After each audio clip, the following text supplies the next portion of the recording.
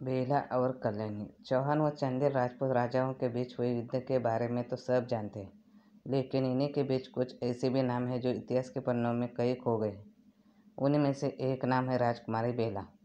पृथ्वीराज चौहान की बेटी थी अल्लाह का एका शिलू सिंह राजपूत बताते हैं कि अल्लाह में से प्रसंग बेला के गौना का भी है, जिसके बारे में कहा जाता है कि अगर इसे कहीं पर गा दिया जाए तो कुछ न कुछ अपशकुन ज़रूर होता है, क्योंकि बेला के गौना में अल्लाह उदल और राजा परमाल की पूरी सेना खत्म हो गई थी। राजकुमारी बेला पृथ्वीराज चौहान की बेटी थी और चंदेल राज परमाल के बेटे ब्रह्मजीत से बेला की शादी हुई थी।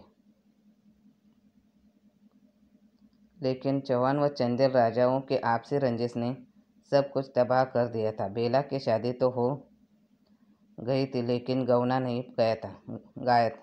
एक दिन बेला ने ही उदल के नाम संदेश भेजा कि अब गौना कराकर ले जाओ। उदल तैयार हो गए, लेकिन माहिर ने ब्रह्मा को उकसा दिया और ब्रह्मा अकेले जाने को तैयार हो गया। फौज लेकर गया। दिल्ली की सेना से भारी युद्ध हुआ। कई दिनों तक चले इस युद्ध में अल्लाह उदल ब्रह्मादेव सहित परमल की सेना खत्म हो गई। यही नहीं, इस युद्ध में जिस देव के हाथों से बेला के पति की हत्या हुई थी, बेला खुद उसका सिर काट कर लाई थी। भारतीय इतिहास में ऐसे बहुत से वीर और वीरांगनाएं हुई जिनका अपना अलग महत्व है। दोनों भारत पुत्रियां कनौज महेश जयचंद की पुत्री कल्याणी और पृथ्वीराज चौहान की पुत्री बेला थी। विधाता के विधान का अद्भुत संयोग ही था कि जिन बेटियों के पिता परस्पर परम शत्रु है और कभी भी जीवन में किसी एक लक्ष्य के प्रति समर्पित होकर नहीं बैठे, उन्हीं की पुत्रियों ने वो निर्णय लिया कि इतिहास आज तक शीश झुकाकर उनके चरण वंदना करता है। इन दोनों भारत पुत्रों के पीछे कई संयोगिता भी खड़ी थी, जो कल्याणी की बहन और बेला की माता थी, परंतु दोनों के लिए समान रूप से सम्मानीय थी।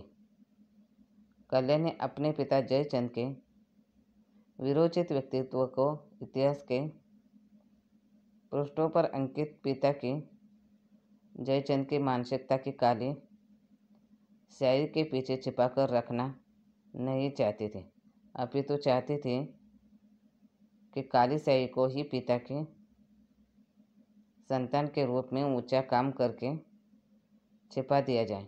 इसलिए कुछ नया कर गुजरना चाहते थे। बात उस समय की है जब मोहम्मद गौरी पृथ्वीराज चौहान को व जयचंद को समाप्त कर चुका था, तो उसने अपने देश के लिए प्रस्थान किया। भारत की दो शक्तियों को मिटाकर वह गजनी के उस गाजी के शरण में जाकर अपने पापों को पुण्यों में परिवर्तित करना चाहता था, जिसके दिशा निर्देश और पवित्र आदेश को पाकर वह भारत पर आक्रमण करने के लिए यहाँ आया था। वह अपने कार्य के प्रति पूर्णतः समर्पित था और उसे प्रसन्न करना अपना पवित्र कर्तव्य मानता था। इसलिए इस्लामी परंपरा के अनुसार वह भारत से जयचंद की पुत्री कल्याणी तथा पृथ्वीराज चौहान के पुत्र बेला को अपने कार्य के लिए सबसे उत्तम भेंट के रूप में लेकर चला। बेला और कल्याणी भारतीय इतिहास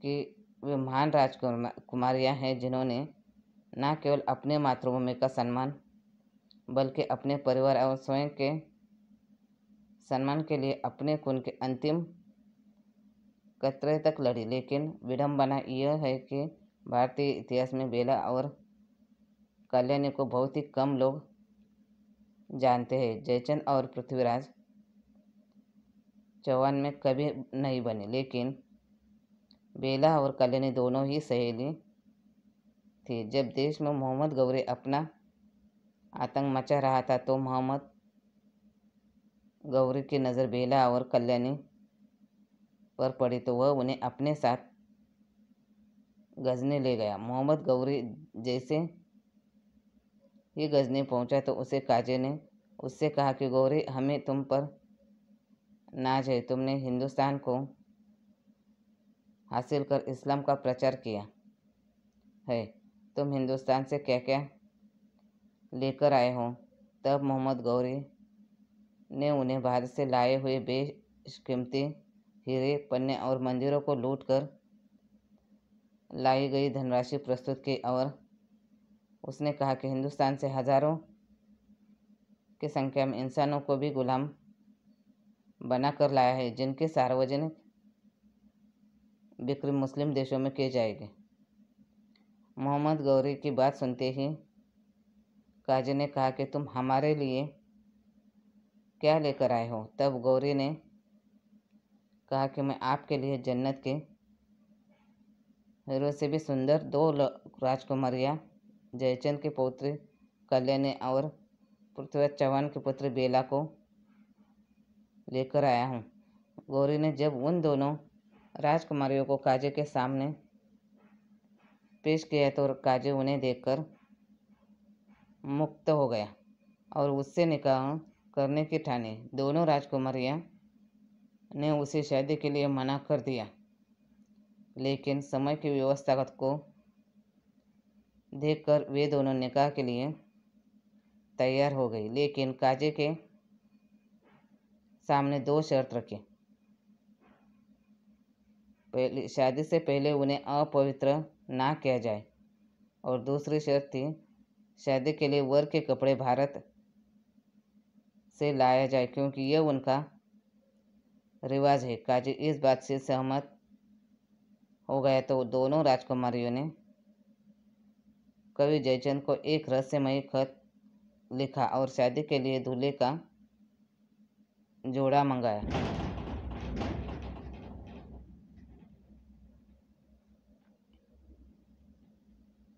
रहमत झील के किनारे बने महल में निकाह के लिए दोनों राजकुमारियां तैयार थी और काजी भी जयचंद द्वारा भेजे गए कपड़े पहनकर तैयार था। तब दोनों राजकुमारियों ने कहा कि अब वह महल के झरोकों में खड़ी होकर जनता के दर्शन करना चाहती है, क्योंकि बाद में तो उन्हें बुर्का पहनना है। काजी ने इस बात की सहमति दी। जैसे ही राजकुमारी महल के झरोकों पर पहुंची, काजी ने जोड़ा पहन रखा था, उसमें लगा विष अब उसके शरीर पर असर दिखाने लगा था। वह इधर उधर भागने लगा, उससे बेहद पीड़ा हो रही थी। तब राजकुमारियों ने कहा कि हे दुष्ट, तूने हमारे देश का सर्वनाश किया है। तेरे कारण ही यह मोहम्मद गौरी हमारे मंदिरों को लूट कर लाया है और हमारे देश और परिवार का नाश किया है। तुझे मारना हमारा परम धर्म था। ऐसा कहकर दोनों राजकुमारियों ने वहाँ पर रखी तलवार पेट में घोंप ली और महल के झरोकों से कूद गई और काजी वही तड़प तड़प कर मर गया।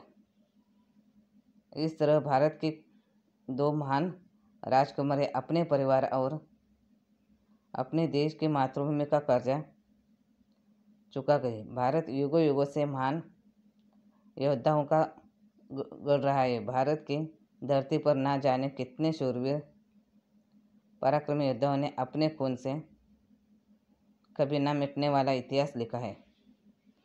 ऐसे योद्धाओं में पुरुषों के साथ स्त्री भी है। भारत की नारी कभी भी किसी से पीछे नहीं रही है। वक्त पड़ने पर स्त्रियों ने अपने शरीर में खून की आखिरी बूंद तक अपने राष्ट्र की और अपने परिवार की और अपने लाज की रक्षा की है। ऐसे ही भारत के 2 बेटियां थी जिन्होंने अपनी लाज बचाने के लिए आक्रांता, नराधम, नरपिशा जिहादी मोहम्मद गौरी और उसके काजी को सबक सिखाया था।